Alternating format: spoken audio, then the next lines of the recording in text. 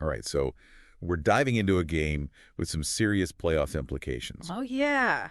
Steelers versus Bengals, Week 13. Now, both teams came in needing a win, but the Bengals had a big obstacle to overcome. No Joe Burrow. Huge. Huge. I mean, you take a team's starting quarterback out of the equation, especially a quarterback of Burrow's caliber, it's an uphill battle. It's like trying to sail a ship with a hole in it, you know? Exactly. You're trying to bail water and navigate at the same time. So let's unpack this. First, the Steelers' offense. I mean, talk about a transformation.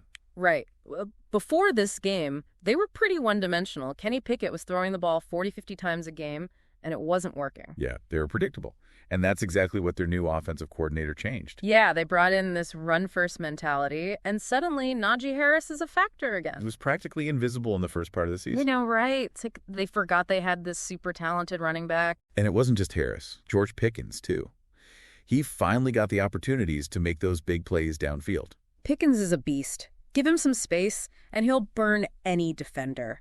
But he needs a quarterback who has time to throw. And that's where the balanced attack comes in. 100%. It keeps defenses honest. They can't just focus on rushing the passer or stacking the box against the run. Now, let's talk about the Bengals.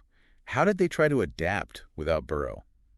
I mean, obviously you can't replace a guy like that overnight. No, you can't. But they did have Jamar Chase, and boy, did he put on a show. He was making catches I didn't even think were physically possible. He's just a different breed, you know? That guy can turn a 5-yard slant into a 60-yard touchdown.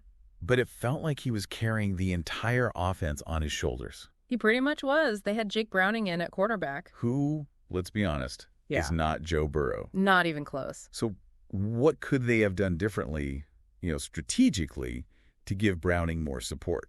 Well, they definitely could have simplified the playbook. More short passes, more screens, anything to get the ball out of Browning's hands quickly and into the hands of their playmakers. Make it easier for him to manage the game. Exactly. Don't ask him to do too much. They also could have tried to control the clock more, keep their defense off the field. Because that Steelers defense, they were terrifying. Oh, man. TJ Watt and Alex Highsmith were like sharks in a feeding frenzy. They were all over Browning. Those two were the difference makers in this game. Absolutely. Watt was unblockable. He was in the backfield on almost every play, disrupting everything. And then you've got Highsmith on the other side, equally relentless. They just overwhelmed the Bengals' offensive line. Like the Bengals' offense hit a steel curtain. Yeah, that's a good one. But you're right. It was that Steelers defense that won them this game. And we can't forget about special teams. Oh, yeah, absolutely. Special teams are so often overlooked, but they played a huge role in this one. The Steelers' punter was pinning the Bengals deep in their own territory all night long. Which made it that much harder for them to even get into scoring position. Exactly. Every drive was an uphill battle for them. So the Steelers get the win, inching them closer to that playoff spot. But for the Bengals, this loss raises a big question. Yeah, can they make a run without Burrow? It's going to be tough. They need to figure out their offense and fast.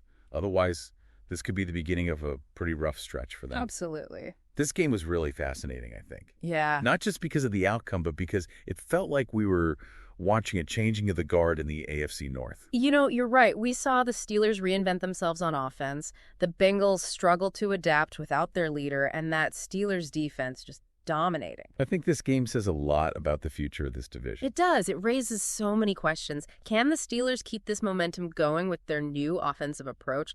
Can the Bengals find a way to stay competitive without Burrow? And how will the rest of the division respond to these shifts in power? This is just the beginning, and I can't wait to see how it all unfolds. Mine either. So much is up in the air, and that's what makes it so exciting. This is going to be a wild ride. Buckle up. That's it for this deep dive. Thanks for listening. We'll catch you next time. See you then. Today is your lucky day. Today is the day that our $3 website works for you, paying you directly to your PayPal daily.